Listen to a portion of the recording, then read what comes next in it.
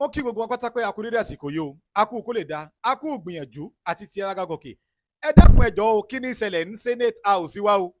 Kí làwọn kan ti ń ṣẹlẹ̀ ńbẹ̀? Ẹ ń bá mọ tí ń ṣẹlẹ̀ ńbẹ̀, ẹ dákun ẹ dákun ẹ bù mí gbọ́ tó náà pé amẹ̀bọ̀ online la wa.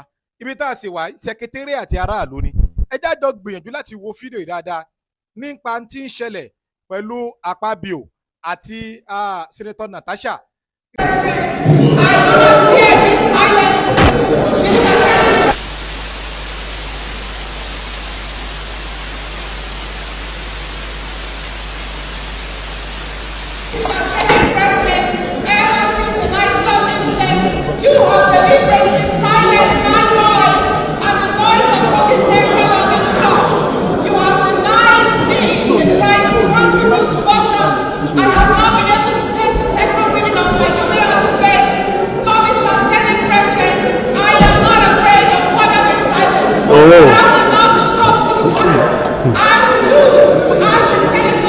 Gẹ́gẹ́ bá ti mọ̀ wípé Yorùbá náà ti sọ wípé gbogbo ohun téèyàn bá ti ṣe lágbà, irú ìṣẹ̀lẹ̀ yìí ó dà pé irú ẹ̀ ti ṣẹlẹ̀ rí láyé Sẹ́nẹ́tọ̀ Sàràkí lọ́dún náà lọ́hùn, lẹ́yìn tó já sí pé irú ohun tó ṣẹlẹ̀ sí Akpabio àti Natasha yìí ó ti ṣẹlẹ̀ bẹ́ẹ̀ rí.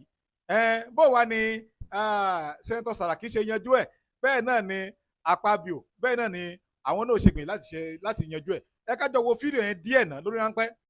You can go to your seat. Then when you get your seat, I will recognize you.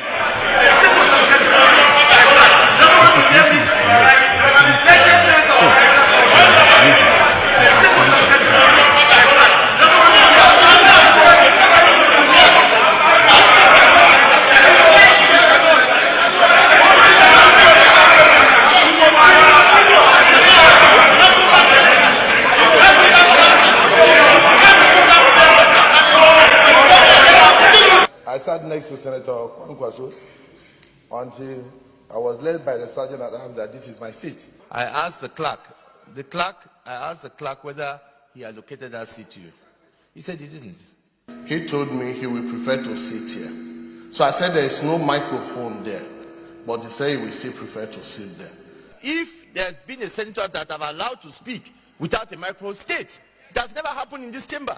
All we said is there's no microphone where you are. Go to a place where there's and you can speak. Now you have the floor. Speak and let us make progress. I want to apologize to my colleagues if I raised my voice earlier, and to say that until the Senate is well reconstituted and the sitting arrangements well arranged, I want to hold my. Ní ìṣẹ́jẹ́ ká jọ ara sọ̀rọ̀ díẹ̀ kí lè rúngbà tí kí lè rúngbà tèmi lórí tó ṣẹlẹ̀ wọn. Àkọ́kọ́ náà a gbọ́dọ̀ bá ẹran wí ká bá ẹran wí kí lè fẹ́ mú jáde ńbẹ̀ ní pé ọmọbìnrin bí Yorùbá mi ṣe lọ ó ní wípé ká kọ́ sọ̀rọ̀ nípa ti Sẹ́nẹ́tọ̀ Akpabio fún wọn.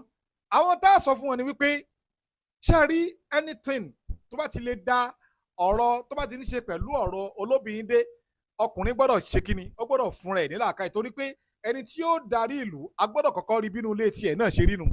Ṣé wàá rí Sẹ́nẹ́tọ̀ Natasha obìnrin tòótọ́ a mọ̀ wípé a mọ̀ pé obìnrin takuntakun ní torí pé ẹni tó bá ń follow trend ọ̀pọ̀lọpọ̀ nǹkan tí ń lọ a rí pé ńgbà náà lọ ńgbà tí Yàyà Bello tó jẹ́ gómìnà ní Kogi State pé òun lálágbára gbogbo nǹkan ẹ̀yin nìkan ilẹ̀ dúró bẹ́ẹ̀ tóbìnrin òun lè takú ẹ̀ a mọ̀ pé obìnrin takuntakun ní yín ṣùgbọ́n àwọn èrè tẹ́ ẹ̀ ń fọ̀ jáde ohun gbogbo ayé ń wò yín à ń kẹ́kọ̀ọ́ lára yín ẹ̀bẹ́ ilẹ̀ ń darí wa ẹ̀yin ilẹ̀ ń sọ gbogbo bí ètò nǹkan kò ṣe rí kẹ́ bá sọ pé èmi ò bẹ̀rù anybody o mi ò bẹ̀rù anybody o kẹ́ mọ̀ náà bẹ́ẹ̀ ti sẹ́nẹ́tọ̀ a mọ̀ pé ẹ̀ bẹ̀rù anybody ṣùgbọ́n ẹja máa ṣe pẹ̀lú làákàyè torí ipò tẹ́ ẹ wá ń ti jù yín lọ o ipò tẹ́ ẹ wá ń ti jù yín lọ ẹ dẹ̀ gbọ́dọ̀ gbà wípé orí lórí ó máa jẹ́ tí nǹkan bá ti lè ṣe yín bẹ́ẹ̀ ò ní ìsìn ìyẹn túmọ̀ sí pé àṣírí pírẹsidẹ́ǹtì ẹ fẹ́ kí àṣírí wọn ó tú fáyé nu ẹ fẹ́ káṣírí àwọn tí wọ́n jẹ́ àwọn rep kó tú fáyé nu àárín yín ò gbọ́dọ̀ dàrú ẹ gbọ́dọ̀ tún àárín yín ṣe torí pé ọpọlọ tí Sẹ́nẹ́tọ̀ Sàràkí lọ́dún náà lọ́hùn tí ó fi gbìyànjú